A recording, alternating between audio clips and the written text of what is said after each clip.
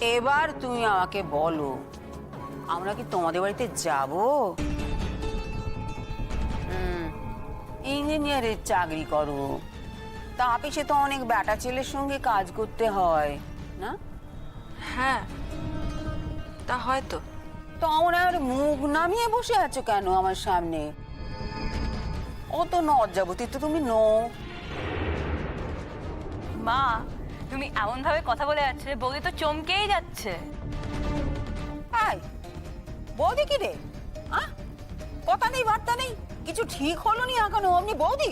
এই আমার আর এক মেয়ে হয়েছে, এটা ন্যাকা শিরোমণি। তুমি না জানলে কি হবে, আমি তো জেনে গেছি। হ্যাঁ, এখন শুধু জিজ্ঞেস করো কবে ওদের বাড়িতে যাব। এটা বিয়ের মাস, এই মাসেই যেন দাদা ভাইয়ের বিয়েটা হয়। শোনো মা, তোমার সঙ্গে বাড়িতে একা একা থাকতে থাকতে না আমি বোর হয়ে যাচ্ছি। বৌদি আসলে একটু চেঞ্জ হবে, বাঁচবো আমি। দেখুন সম্পূর্ণ এপিসোড জি5 এ।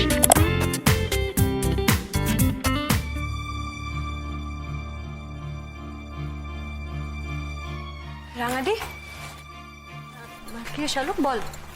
কি গো, তুমি একদম সোজা ওপরে উঠে চলে এলে। আরে আর বলিস না, এতক্ষণ ধরে শাড়িটা পরে রয়েছি না, আমার এত অস্বস্তি হয়েছে কি বলবো। আমি ইমিডিয়েটলি চেঞ্জ করব, তারপর আমি নিচে যাব। ও রাঙাদি, রাঙাদি বলছি, সব ঠিকঠাক ছিল তো গো? কিসের বলতো? বারে, আজ তুমি প্রথমবার ওদের বাড়িতে গেলে, ওদের বাড়ির লোকজন সব কিরকম? বোনটা জানিস তো খুব সুইট। আর মা? মা একটু কটকট করে কথা বলে, একটু একটু স্ট্রিক্ট মনে হলো আমার। আসলে কি বলতো, পুরোনো দিনের মানুষ তো, মানে ওই যা হয় আর কি। তা ওরা আমাদের বাড়িতে কবে আসবে বললো? আমি তো বলেছি এর মধ্যেই একটা ছুটির দিন দেখে চলে আসতে। তুই বলার কে রে? এই বাড়িতে কি তুই একা থাকিস যে তুই ডিসাইড করে বলে দিচ্ছিস ওদের ছুটির দিন দেখে আসতে? না রে দেখি,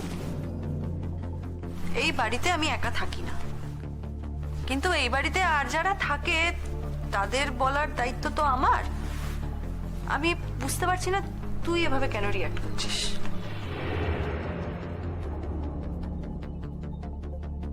আমি রিয়াক্ট করছি তোর পাগলামো দেখে, তোর এই অবস্থাটা দেখে।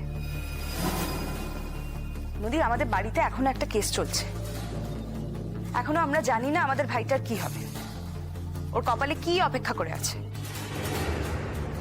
এই মেয়েটা কত লড়াই করছে নিজের হাজবেন্ডের পাশে দাঁড়াবে বলে। আর তুই ঠিক এইরকম একটা সময় ডিসাইড করে নিলি বিয়ে করবি বলে, খেপে উঠলি। তাও কার সঙ্গে? না যে আমাদের হয়ে ওকালতি করছে তার সঙ্গে। তোর একবারও মনে হলো না যে এখন ভদ্রলোককে মন ঠিক করে কাজ করতে দেওয়া উচিত? এখন যদি এই ভদ্রলোকের মাথায় অন্যরকম চিন্তা ভাবনা ঢোকে, তাহলে কি উনি কেসটা ঠিক মতো এগিয়ে নিয়ে যেতে পারবেন? নদী, এতটা স্বার্থপর তুই কবে থেকে হলি বলতো? তোর বিয়ে করার সময় কি পালিয়ে যাচ্ছিল? কেসটা মিটে যাওয়া পর্যন্ত তুই অপেক্ষা করতে পারলি না, ধৈর্য ধরে রাখতে পারলি না? পাগলামোটা যে আমার থেকে তুই অনেক বেশি করেছিলি, সেটাতে এই বাড়ির সবাই সাক্ষী আছে। দেখি, পার্থবাবু ইজ আ প্রফেশনাল, এটা ওনার প্রফেশন। উনি আমাদের কেসটা হ্যান্ডেল করার আগেও কিন্তু অনেক কেস হ্যান্ডেল করেছেন, ওনার হাতে অনেকগুলো কেস একসাথে ছিল, আর সব কটা কেসেই উনি কিন্তু সুনামের সঙ্গে জয়ী হয়েছেন। সেই জন্যই ওনাকে এই কেসটা হ্যান্ডেল করতে দেওয়া হয়েছে। আমার মনে হয় তাই জন্য ওনার ওপর আমাদের ভরসা রাখা উচিত। কি আশ্চর্য কথা, তখন তো আর ওর জন্য কোনো বিয়ের সম্বন্ধ যায়নি, কিংবা যাদের হয়ে কেস লড়ছে তাদের কাউকে বিয়ে করার জন্য খেপেও ওঠেনি। তখন আর এখন একটু পার্থক্য তো আছে নদী। আমি বুঝতে পারছি, দেখি তোর খারাপ লাগছে। আসলে খারাপ লাগাটাই স্বাভাবিক। কিসে খারাপ লাগছে আমার? আচ্ছা কি কি হচ্ছেটা কি বলো তো? তোমরা দুজনে এখন এক জায়গায় থাকলেই খালি ঝগড়া করো, অথচ অথচ তোমাদের দুই বোনের মধ্যে কি ভাবই না ছিল। ভুলদি, ও ভুলদি, বলি তুমি একটু চুপ করো না। দেখো বিয়ের কথা তো লাখ কথা ছাড়া হয় না, বলো। ওনারা আমাদের বাড়িতে আসতে চেয়েছেন, আসুক না। সবে তো আলাপ পরিচয় হবে, তাই না? তারপরে তো বিয়ের কত কিছু আছে। ততদিনে কেসটাও মিটে যাবে, আর তোমার ভাইও বাড়িতে চলে আসবে। তুই মনে হচ্ছে সব জেনে গেছিস। আমি আর কি জানি, আমি শুধু আশা করতে পারি, সেই আশাটুকুই করছি। কিন্তু আমি তো একটা কথা বুঝতে পারছি না, যে সময় আমাদের এই কেসটাকে 100% দেওয়ার কথা, প্রত্যেকটা মানুষে আমরা সেটাই চেষ্টা করছি ফ্যামিলির, ঠিক সেই সময় তুই এই কেসটাকে ডাইলিউট করার জন্য নিজের বিয়ের কথা ভেবে ক্ষেপে উঠলি। আচ্ছা তাহলে কেন ন্যাকামি করছিলি বলতো? এমনি যাচ্ছি, তুই তো এমনি যাচ্ছিলি না। প্রথমে দেখা হয়েছে বলে, পছন্দ হয়েছে বলে আসতে চাইছে, দেখা না হলে, পছন্দ না হলে ওখান থেকেই বয়কট হয়ে যেত। দেখি সেটা তোর ব্যাখ্যা। পার্থ কিন্তু তোকে কোনোদিনও এরকম কোনো কথা বলেনি, আমি নিজেও তোকে এরকম কোনো কথা বলিনি। দেখি পার্থর আমাকে পছন্দ হয়েছিল, ওর মাকে আমাকে দেখাতে চেয়েছে, দ্যাটস ইট। মানে এর মধ্যে যে কোনো ভুল কিছু থাকতে পারে আমার তো সেটাই মনে হচ্ছে না। আর আমি বুঝতে পারছি না মানে কেন আমি তোকে এতগুলো কথা এখন বলছি, আর তোরই বা এত কথা এখন জানার কি আছে? আমার জানার কি আছে মানে? তুই আমাকে না বললে কি আমি জানতে পারতাম না? এই বাড়িতে যখন ওরা আসতো তখন কি আমি দেখতে পেতাম না? চোখে ঠুলি পড়ে আমি ঘরে বসে থাকতাম? দেখতে পেলে পেতিস দেখি, অ্যাটলিস্ট এখন তো আমাকে কোনো কথা শুনতে হতো না। কথা শোনার মতো কাজ করলে কথা শুনতে হয় নদী। কথা শোনার মতো কাজ আমার মনে হয় না আমি কিছু করেছি। কথা শোনার মতো কাজ তুই করেছিলি। আমি কি করেছি? আমি অ্যাটলিস্ট একটা স্ট্যান্ডার্ড ছেলেকে বিয়ে করার কথা ভাবছি, আর একটা স্ট্যান্ডার্ড ফ্যামিলিতে যাওয়ার কথা ভাবছি। তুই কি করেছিলি দেখি? ভুল করেছিলাম বলে যে আমার ঠিকটা বলার কোনো অধিকার নেই তা তো হতে পারে না নদী। দেখি তোর জীবনে যেটা ঠিক তুই বরং এখন সেটা কর। আমাকে ঠিক ভুলের পরামর্শ তুই দিতে আসিস না। হ্যাঁ, আমার যদি কোনোদিনও তোর পরামর্শ দরকার হয় আমি নিজে যেচে না হয় নিয়ে নেব পরামর্শ তোর থেকে। লক্ষ্মীদি, তোমরা নিজেদের মধ্যে এভাবে ঝগড়া করো না, এভাবে অশান্তি করো না ভুলদি। দেখো আমার মনের অবস্থাটা তো তোমরা জানো, বলো। আমি প্রত্যেকটা মুহূর্তে শুধু ঠাকুরকে ডাকছি, ঠাকুরের কাছে প্রার্থনা করছি, ঠাকুর ওকে তুমি ছেড়ে দাও, ওকে তুমি মুক্তি দিয়ে দাও। এখনো জানি না ও মুক্তি পাবে নাকি জেলের হাজতে ওর ঠিকানা হবে। তোমাদের কাছে এসে তোমাদের সঙ্গে কথা বলে সবটা ভুলে থাকার শুধু চেষ্টা করি। আমি নিজের কষ্টটা মনের মধ্যে রাখতে চাই না। সত্যি কথা বলতে কি বলতো, আমার নিজের জন্য কষ্ট হয় না গো, আমার ওর জন্য কষ্ট হয়। ওর কি এভাবে থাকার অভ্যেস আছে তুমি বলো? হ্যাঁ, ওর ওখানকার খাওয়ার অভ্যেস আছে বলো ফুলদি? যে জীবনটা ও কাটাচ্ছে সেই জীবনের কি কোনোদিনও কল্পনা করতে পেরেছিল? পারেনি তো বলো। তবুও আমি আমার মনকে শক্ত করে বেঁধে রেখেছি এই ভেবে যে একদিন সব ঠিক হয়ে যাবে। একদিন ওর ওপর থেকে সমস্ত দোষ তুলে নেওয়া হবে। এসব ভাবতে ভাবতেই আমার দিন কেটে যায়। তোমাদের কাছে যতটুকু সময় আসি তখন যদি তোমরা ভালো থাকো, হাসি খুশি থাকো, তবেই তো আমার ভালো লাগে বলো। তোমরা নিজেদের মধ্যে ঝগড়া করলে আমার খুব খুব অশান্তি হয় গো ফুলদি, খুব কষ্ট হয়। যা বলিব সত্য বলিব, সত্য বই মিথ্যা বলবো না।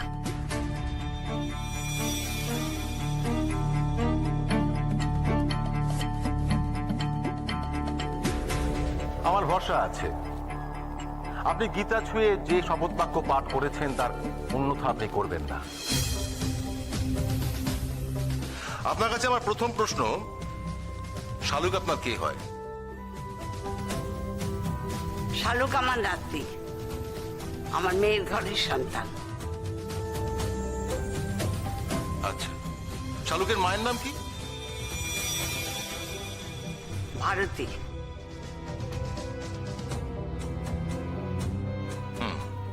আচ্ছা পুণ্যলক্ষ্মী দেবী, ভারতী দেবীর মৃত্যু ঠিক কিভাবে হয়েছিল?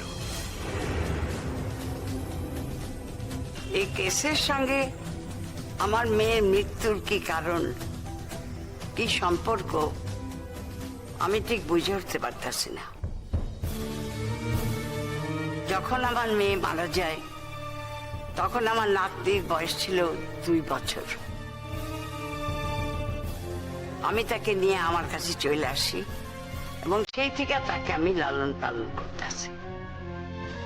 মায়াটার শরীর ভালো ছিল না, সে নিজের প্রতি কোনো যত্নই নিত না, না খাইয়া থাকতো, শরীরের ওপর যত্ন নিত না। এই করতে করতে একদিন অসুস্থ হয়ে পড়ল।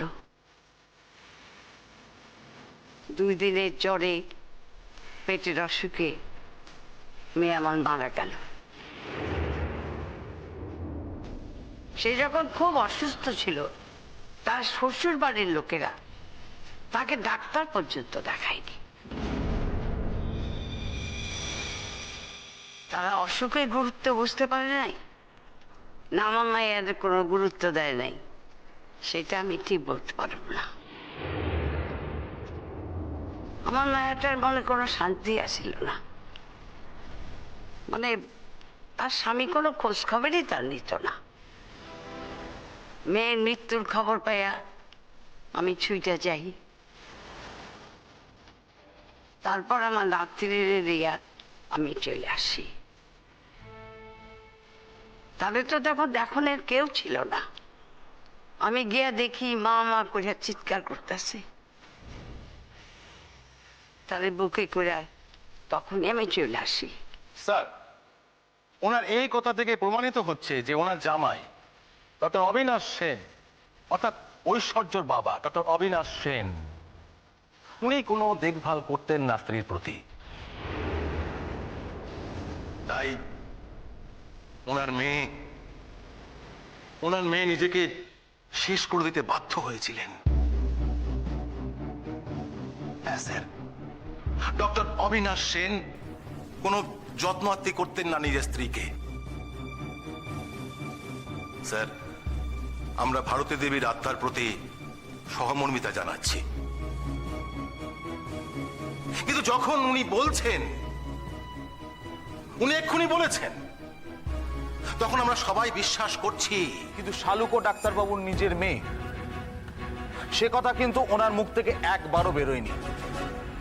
দ্বিতীয়ত, উনি ডাক্তারবাবুকে মানসিক রোগী বললেন, এই শব্দটা কি উনি উচ্চারণ করতে পারেন আদালত কক্ষে দাঁড়িয়ে বিচারকের সামনে?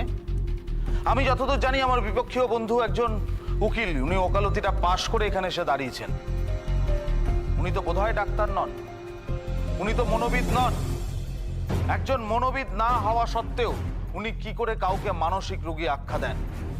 আমার তো মনে হয় এটা অত্যন্ত অপমানজনক, এবং বোধহয় আপনার ওপরই স্যার সমস্ত কিছু, এটা ওনার এখতিয়ারের মধ্যে পড়ে না। উনি যে আপত্তিজনক শব্দগুলো ব্যবহার করেছেন ওগুলো যদি উইথড্র না করেন তাহলে প্রতিবাদ স্বরূপ আমি এখান থেকে ওয়াকআউট করে যেতে বাধ্য হব। আপনি ডাক্তারবাবুকে মানসিক রোগী বলতে পারেন না। স্যার, আমি ওনাকে কেন মানসিক রোগী বলেছি তার ব্যাখ্যা তো আপনাকে দিলাম স্যার। Objection your honour. আমরা বোধহয় কিছুতেই ওনাকে এটা বোঝাতে পারছি না, আমার বিপক্ষীয় বন্ধু কিছুতেই বুঝতে পারছেন না। কিছু একটা হবে যে উনি একজন উকিল, উনি কোনো মনোবিদ নন। উনি কাউকে মানসিক রোগী আখ্যা দিতে পারেন না, এবং সেটাও আদালতে বিচারকের সামনে দাঁড়িয়ে। এর জন্য ওনার ক্ষমা প্রার্থনা করা উচিত। আপনি আপনার ভুল সংশোধন করুন স্যার। যদি আমি ভুল শব্দ প্রয়োগ করে থাকি তাহলে I am very sorry sir. Objection your honour.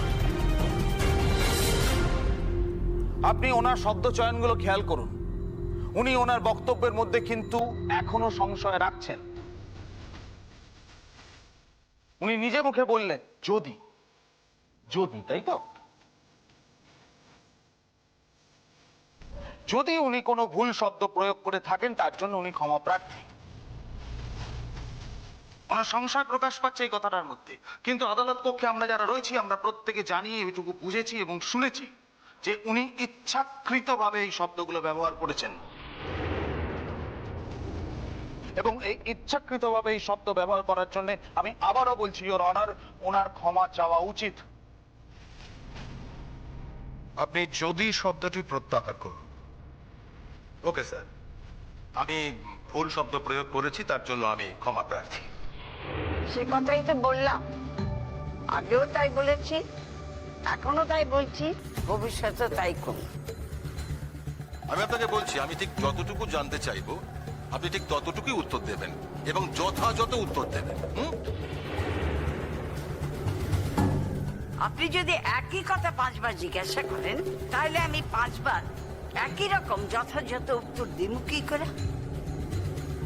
একই কথা 5 বার বলার সময় আমার ভেতর বিরক্তির সৃষ্টি হইতেই পারে।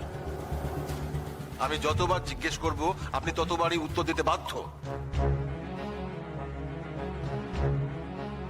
কেন আমি কি করছি? কোন আমি কি করছি? চুরি করছি না ডাকাতি করছি? আপনি যেভাবে জিজ্ঞাসা করবেন, 1000 বার জিজ্ঞাসা করলে 1000 বারই আমার কইতে হবে। আপনি ওনাকে পরবর্তী প্রশ্ন করুন। Okay sir. তাহলে আপনি বলছেন যে আপনি আপনার নাতনিকে আপনার শিক্ষায় শিক্ষিত করেছেন এবং আপনার নাতনি সেই শিক্ষায় তার জীবনকে এগিয়ে নিয়ে গেছে, এখনো যাচ্ছে। তাই যদি হয় তাহলে পুণ্যলক্ষ্মী দেবী এবার একটা প্রশ্নের উত্তর দিন তো। সেদিন শালুক আপনার সঙ্গে দেখা করতে এসেছিল সেই রাতে, যখন সে আবিরকে নিয়ে পালিয়ে যাচ্ছিল। সেই আবির, যে আবিরের ঘরে একটা ফুটফুটে সুন্দর বউ আছে, যে শালুকের সঙ্গে আবিরের ছাড়াছাড়ি হয়ে গেছে, যে শালুক এই ছাড়াছাড়ির কথা মেনে নিয়েছে, যে শালুক ঐশ্বর্যকে কথা দিয়েছে যে ঐশ্বর্য জীবনে সে ঢুকবে না, সে ঐশ্বর্য স্বামীর জীবন আর ঢুকবে না। সে কথা দেয় যে ঐশ্বর্য এবং আবিরের জীবনে ঢুকে সে ওদের সংসার নষ্ট করবে না। তারপর সে আবিরকে নিয়ে পালিয়ে যায়, শালুক আবিরকে নিয়ে পালিয়ে যায়। সেদিন যাওয়ার আগে শালুক আপনার সঙ্গে দেখা করতে এসেছিল কি আসেনি? হ্যাঁ, আসছিল। তাদের আপনি কি বলেছিলেন? তাদের আপনি যেতে ইন্ধন দিয়েছিলেন, এই কথা আপনি অস্বীকার করতে পারেন? হ্যাঁ, ওরা আলাদা থাকতে চাইছিল, কিন্তু আবির কইছিল যে শালুক যদি তার জীবনে না থাকে সে মরে যাব। আর শালুকের কাছে তার স্বামীর জীবনের দাম ছিল অনেক বেশি। তাই আমি একজন মায়া হইয়া আরেকটি মাইয়ার তার স্বামীর প্রতি এই দরদ, এই ভালোবাসা আমি কি বুঝি নাই? তাই আমি ভাবছিলাম থাক না, ওর জীবনের দাম ও দিব, ওরা সুখে শান্তিতে থাকুক, এটাই চেয়েছিলাম। আমার মনে হয়েছিল যে আবির দাদু ভাইকে বাঁচায় রাখার জন্যে শালুক যা করছে ঠিকই করছে। বৌদি ভাই এসে একেবারে বাড়িঘর উল্টে দেবে, সব বদলে দেবে। এই শোন, এ কথা বলছিস কেন রে? বাড়ি আমার, আমি যা বলবো সেই নিয়ম মতন বাড়ি চলবে। বৌদি ভাইয়ের কথা চলবে কেন রে? বদলাবে কেন? বড় বড় কথা। এখন থেকেই একেবারে গেলি দেবো মুখে এক থাবড়ি।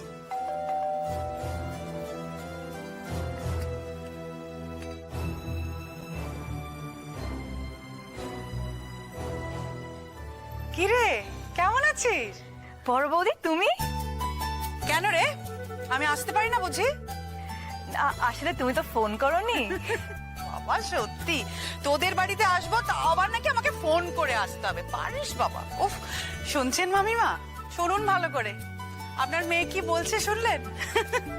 আমি ফোন করে কেন আসিনি তাই শুনে মেয়ের একেবারে চক্ষু চড়ক গাছ। তা এত দেরি হলো যে? ও তার মানে মা জানতে না? সোনালি এসেছে। কে? আমি সোনালি।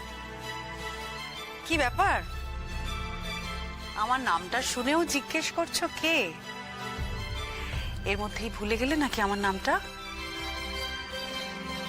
এরকমই হয়, এখন নাম যশ হচ্ছে, হাতে মুঠো মুঠো টাকা আসছে, এই বৌদিকে কি আর মনে থাকে? কি বলছো বলো তো? হ্যাঁ, এখানে টাকা পয়সার কথাই বা আসছে কোথা থেকে? আসছে আসছে আসছে আসছে গো আসছে, এখন অনেক কথাতেই কথা আসছে। একটা সময় যখন আমাদের বাড়ি থেকেই কলেজের পড়া পড়তে যেতে, তখন তো এই বৌদিই তোমাকে রেঁধে বেড়ে খাওয়াতো, এই বৌদিই তো তোমাকে আদর যত্ন করে রাখতো নাকি? ভালো খবরটা শুনেছো বৌদি ভাই?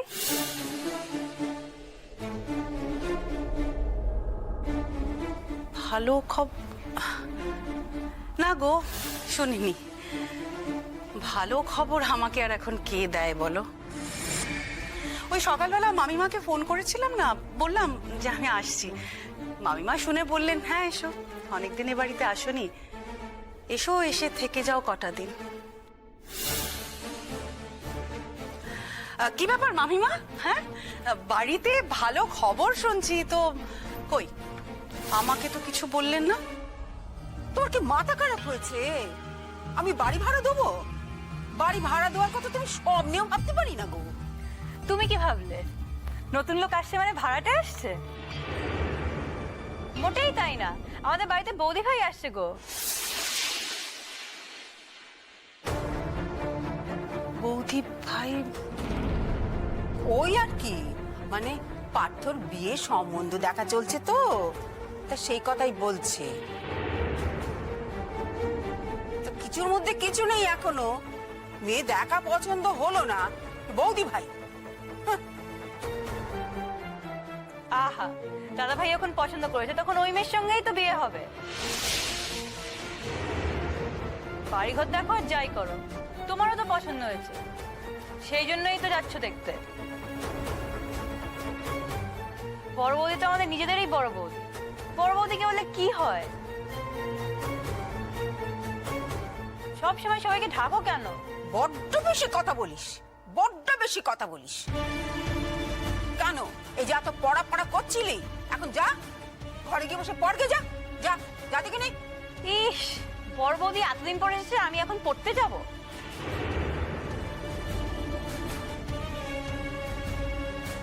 তা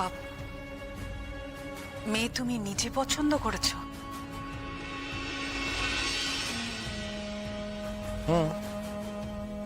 হ্যাঁ, করেছি তো। অপরাধ করেছি নাকি? বালাই ষাট অপরাধ করবে তাও আবার তুমি? না না, তুমি তুমি ঠিক কাজই করেছো।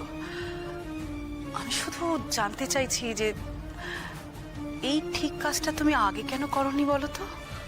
এতদিন করিনি বলে কোনোদিন করব না এরকম কথা তো বলিনি কখনো। বলনি বুঝি?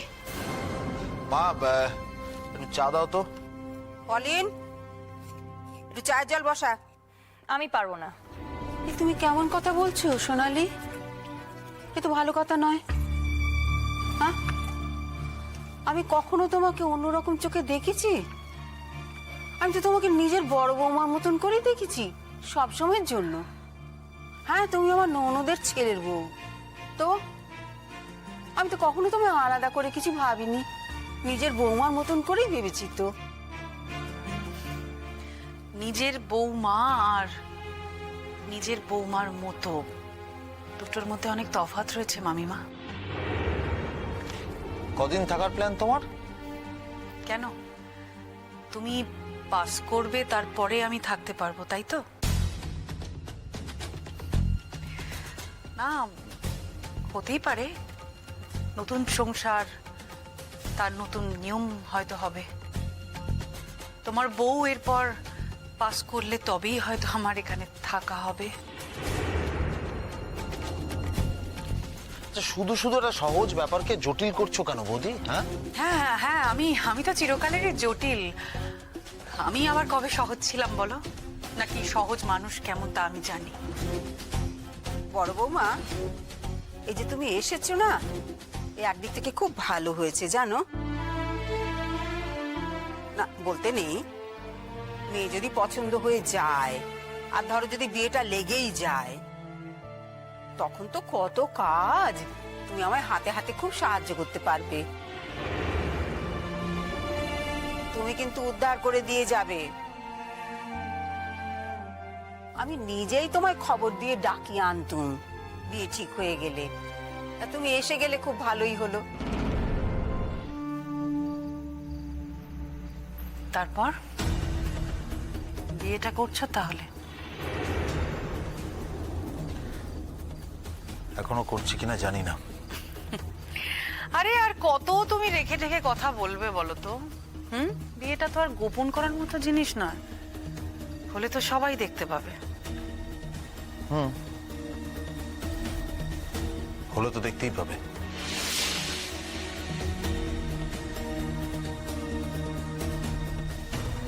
কিন্তু এরকম কথাও তো ছিল না ঠাকুরপো। সব কথা কি আর থাকে বৌদি? তাহলে তখন ওরকম দিওয়ানা হয়ে কেন বলেছিলে যে তুমি ছাড়া কোনোদিনও আর অন্য কোনো মেয়ে আমার জীবনে আসবে না? বাস্তব জীবনটা অন্যরকম বৌদি। তাছাড়া যখন কথাগুলো বলেছিলাম তখন অনেক ছেলে মানুষ ছিলাম, তো তখন বয়সের পরিণতি আসেনি, বিবেচনাও না। এখন সেই বিবেচনা এসছে, পরিণতি এসছে কেন? না মানে ঈশ্বরচন্দ্র বিদ্যাসাগর তো অনেকদিন আগে, সে কবে বিধবা বিবাহ চালু করে গেছে। তা আমার বেলায় সেটা কেন হবে না বলতে পারো? তুমি না একজন মান্যগণ্য উকিল, কত বড় বড় কেস লড়ো, কত কঠিন কঠিন কেস লড়ো, কত বিধবার বিয়ে দাও, তা তোমার নিজের জীবনে সেসব কিছুই করতে পারলে না দেখছি। আমি আমার মাকে এই আঘাতটা দিতে পারবো না। বাজে কথা বলো না ঠাকুরপো। এখন তুমি তোমার মায়ের দোহাই দিচ্ছ, তো আমার সঙ্গে যখন সম্পর্কটা ছিল কই তুমি তোমার মায়ের দোহাই দাওনি তো? হ্যাঁ, তোমার মায়ের কথা তখন মনেও পড়েনি, তাহলে তো মায়ের অনুমতি নিয়ে আমার সঙ্গে সম্পর্কটা করতে পারতে, তাই না? সম্পর্কটা যে অনেকদিন আলগা হয়ে গেছে সেটাও তো তোমার অজানা নয় বৌদি। কেন আলগা হয়েছে? তোমার জন্য আলগা হয়েছে সম্পর্কটা, তুমি আলগা করেছো। এখন তোমার চোখ কান সব খুলে গেছে, এখন তোমার আর এই বৌদিকে কোনো প্রয়োজন নেই। বৌদি, আমি নতুন করে আর ভাঙচুর চাই না। তা তো বটেই, শুধু আমার জীবনটাকে ভেঙে চুরে তছনছ করে দিয়েছ। তোমার জীবন ভেঙে চুরে তছনছ করার জন্য আমার কোনো দায় ছিল না। সোনাদার মৃত্যুতে আমার তো কোনো ভূমিকা ছিল না। তোমার সোনাদা মারা যাওয়ার পরে আমি কিন্তু আমার নিজের জীবনটাকে একরকম করে সাজিয়ে নিচ্ছিলাম ঠাকুরপো। তুমি কেন বলতে গিয়েছিলে? হ্যাঁ, তুমি কেন বলতে গিয়েছিলে যে জীবনে সবকিছু এভাবে শেষ হয়ে যায় না? দেখুন সম্পূর্ণ এপিসোড জি5-এ।